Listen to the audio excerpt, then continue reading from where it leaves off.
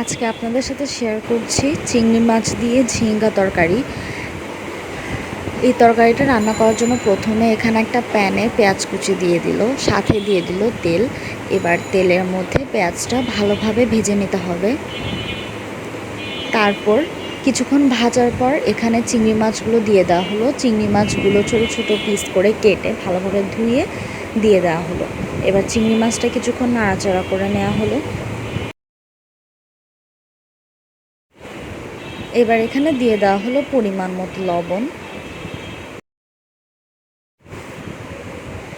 এখন এখানে দিয়ে দেওয়া হচ্ছে হলুদ গুঁড়া।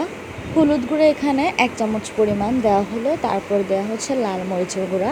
লাল মরিচের গুঁড়াটা 1 চামচ পরিমাণ দিয়ে দেওয়া হলো। আবারও মশলাটা একটু নাড়াচাড়া করে নিচ্ছি। কিছুক্ষণ মশলাটা নাড়াচাড়া করার পর এখানে কেটে রাখা ঝিঙ্গাগুলো দিয়ে দেওয়া হলো। ঝিঙ্গার সাথে এখানে টমেটো কুচি আর সাথে আলু দিয়ে দেওয়া হলো। এবার ভালোভাবে এগুলো সব কিছু মশলার সাথে মিশিয়ে নেওয়া হচ্ছে।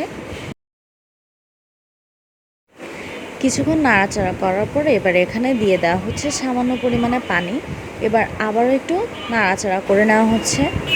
নাড়াচাড়া করে 5 থেকে 7 মিনিটের জন্য এটা ঢাকনা দিয়ে ঢেকে রাখা হয়েছিল। দেখতে পাচ্ছেন এটা থেকে কিন্তু পানি উঠে গিয়েছে এবং ঝিঙ্গাগুলো ভালোভাবে সিদ্ধ হয়ে গিয়েছে। এবার লাস্টে এখানে ধনিয়া কুচি দিয়ে দেওয়া হলো, দিয়ে আবারও ভালোভাবে নাড়াচাড়া করা হলো।